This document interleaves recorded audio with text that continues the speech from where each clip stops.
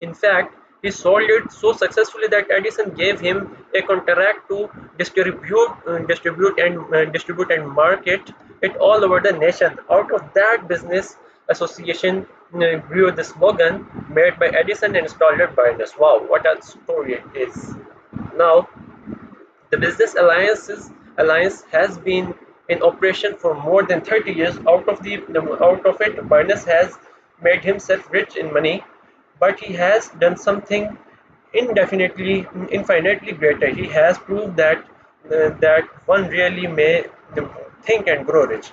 How much actual cash that original desire of the Barnes has been worth to him, I have no way of knowing. Perhaps it has brought him $2 or $3 million, but the amount, whatever it is, becomes insignificant when compared with the greater asset he acquired in the form of definite knowledge that an intangible impulse of thought can be transmitted into its physical counterpart by application of known principle. Barnes literally thought himself into partnership with great Edison. He thought himself into a fortune. He had nothing to start with except the capacity to know what he wanted and the determination to stand by that desire until he realized it. He had no money to begin with. He had but little education. He had no influence, but he did have initiative, faith, and the will to win. Will to win means he believed that he could win the belief of Edison. With these intangible forces, he made himself number one man with the greatest inventor who ever lived. Now let us look at the different situation and study a man who had plenty of tangible evidences of riches but lost it because he stopped 3 feet short of the goal he was seeking. 3 feet from the goal. One of the most common causes of the failure is the habit of quitting. When one is overtaken by temporary defeat, every person is guilty of this mistake at one time or another. An uncle of R. U. Darby was caught by the gold fever in the gold rush days and went west to dig and grow rich. He had never heard that more gold has been mined from the brains of the men than has ever been taken from the earth. He stacked a claim and went to work with pick and shovel. The going was hard, but his lust for gold was definite.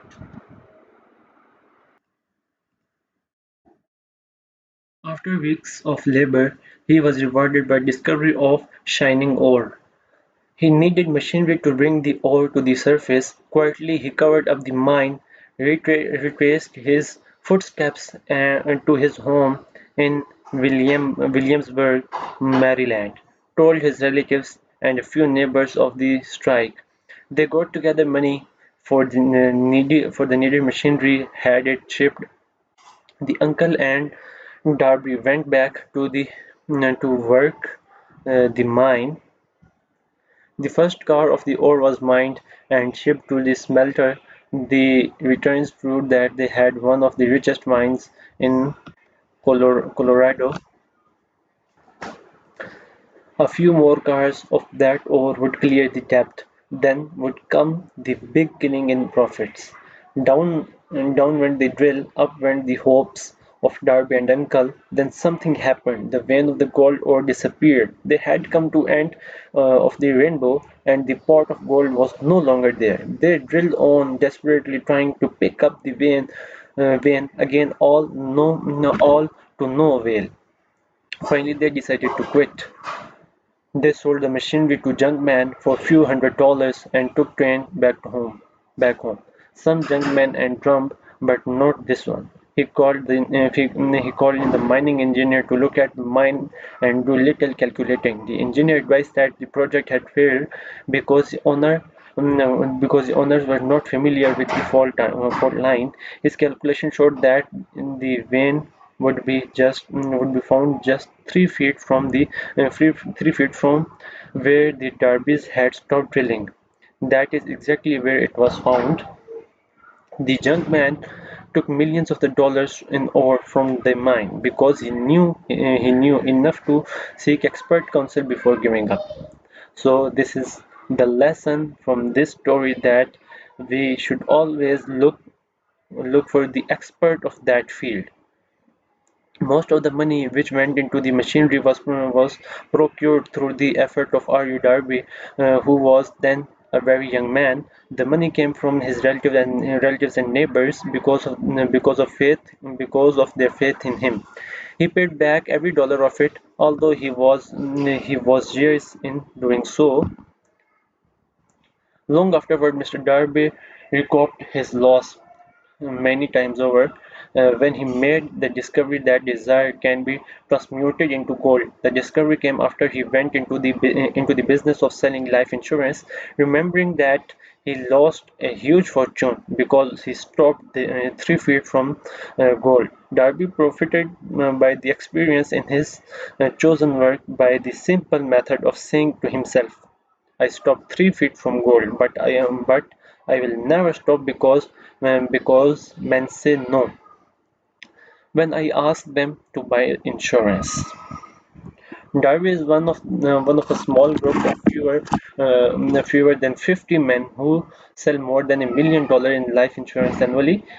He owes his stickability to the lesson he learned from his quickability in the gold mining business. Before success comes in any man's life, he is sure to meet with the much temporary defeat and perhaps some failure.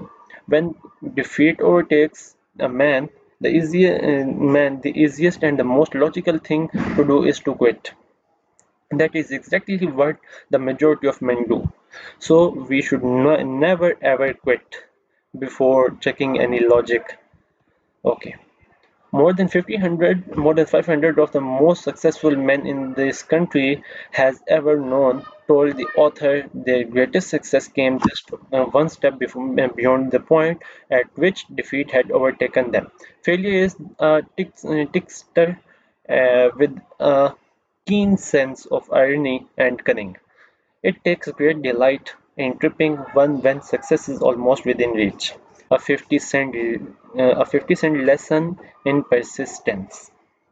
Shortly after Darby received his degree from the University of Hard Knocks, and had decided to profit by his experience in the gold mining business, he had the good fortune to be present on an occasion that proved to him that no does not necessarily means no. One afternoon he was helping his uncle grind wheat in an old-fashioned mill. The uncle operated a large farm on which a number of colored sharecrop farmers lived.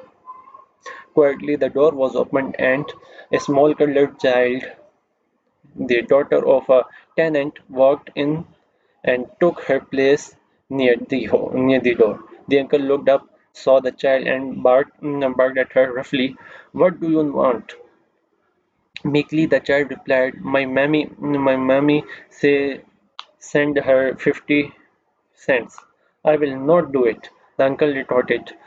Now you run on home." "Yes, yes, huh, yes, sir," the child replied, but she did not move.